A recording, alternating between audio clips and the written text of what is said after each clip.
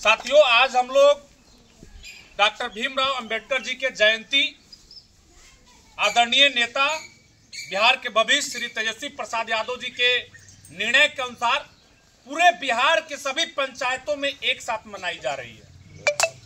तो ये आप लोग को सोचने वाला चीज है कि आपके हितैषी कौन है, आपके हक अधिकार को आवाज कौन बुलंद किया, और वही भीमराव अंबेडकर जी को आप भूल जाते हैं जो चलने के लिए आपको अधिकार दिए हैं, आपको किसी के सामने अपने अधिकार को, हक को लड़ के लेने के लिए अधिकार दिए। इनके लिखे हुए संविधान अगर आज नहीं होता तो आप यहाँ कुर्सी पर माताएं बहनें बैठी हैं, ये बैठने का अधिकार तो लिखा हुआ था, लेकिन यह भी बिहार में लागू नहीं था। इसको लागू कराने वाले आदरणीय लालू प्रसाद यादव जी अभी जिंदा हैं। उन्होंने कहा है मेरे जिंदा रहते हुए संविधान में किसी प्रकार का संशोधन नहीं हो सकता है।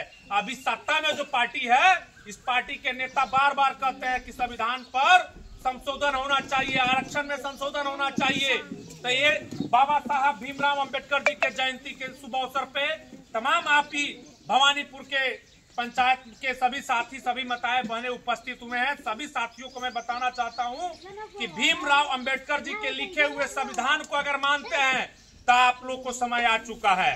इस संविधान को, इस आरक्षण को बचाने के लिए आप सभी लोग जागृत होइए और एक बार एक दूसरे को आप जरूर बताइए कि लिखे हुए संविधान को कौन बचा रहा है और कौन खतरा में डाल रहा है।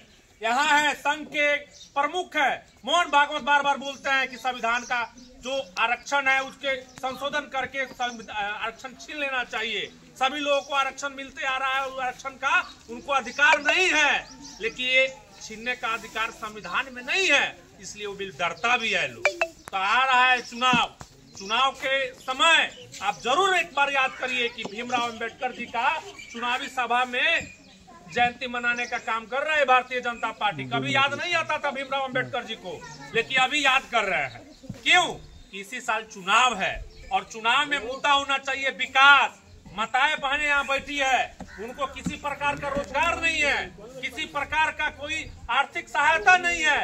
लालू प्रसाद यादव जी तो सामाजिक न्याय दे दिए, आपको खटिया पर बैठने के अधिकार नहीं था।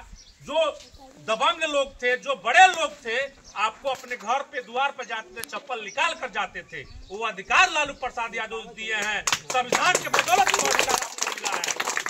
आज समय आ गया है कि उसी अधिकार के तहत आर्थिक न्याय का अधिकार आपको मिले, जिसके लिए तेजस्वी प्रसाद यादव ने 3 घोषणाएं की है। मैं आज भीमराव अंबेडकर जी के जयंती पर तमाम साथी उपस्थित है, मैं बता देना चाहता हूं कि 3 योजनाएं हैं। जो माताएं बहनें बैठी है, चाहे जो बहनें 18 साल से ऊपर की है, उनको 2500 रुपया प्रत्येक महीना उनके खाते में दिए जाएंगे जब राष्ट्रीय जनता दल की सरकार बनेगी। ये आपको याद करना पड़ेगा। ये माताएं बहनें एक दूसरे से बताएं, जो शिव चर्चा में जाती है, जो जीविका दीदी चलाती है, आप लोग एक बार जरूर बताइए कि तेजस्वी प्रसाद वो आदमी है जो माताएं बहनें के लिए अधिकार के लिए 2500 रुपया का ऐलान किए हैं। आज बिजली से जूझ रहे हैं, आप जाइए, एक घर में 50,000 का बिजली आता है, 1-1 लाख का बिजली आया है, स्मार्ट मीटर लग रहा है, बिना रिचार्ज का आपका बिजली नहीं जल सकता है। तो उसको हटाकर आपके देहात क्षेत्र में बिल्कुल बिजली मुफ्त, यानी 200 बिजली यूनिट फ्री में देने का ऐलान हुआ है। कब होगा? जब तेजस्वी जी को मुख्यमंत्री बनाएंगे। साथ ही माताएं बहनें जो बैठी है, जो 60 वर्ष से ऊपर है, जो गार्जियन है, आपको पेंशन के रूप में 400 मिलता आया है। समझिए कि 400 रुपया एक दिन का मजदूरी होता है, और मजदूरी आपके अगल बगल दोनों राज्य है। एक यूपी है जहां से सीधे बुलडोजर बाबा है, सीधे बुलडोजर अपराधियों पर नहीं चलता है, लेकिन आप जाइए गरीबों को अगर कोई छोटा सा गलती कर दे तो उनको बुलडोजर से घर ढा दिया जाता है। तब भी वहां पे पेंशन आपको 2000 के आसपास में, 1500 के आसपास में मिलता है। जो जाइएगा झारखंड में, अभी माताएं बहने का जो 2500 रुपया देने का ऐलान हुआ है, झारखंड में महागठबंधन की सरकार है, 2 महीना हो चुका है, सभी माताओं बहनों को 2500 रुपया खाते में भेजा जा चुका है। ये महागठबंधन की सरकार का देन है।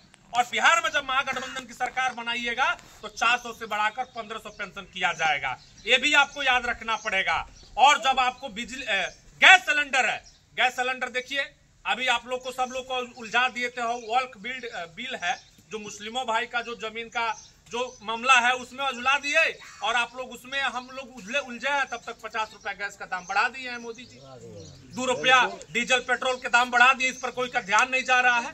तो वो जो आपको 1100 में 1000 में गैस सिलेंडर मिलता है उसको 500 रुपया में तेजस्वी जी देने का ऐलान किए हैं।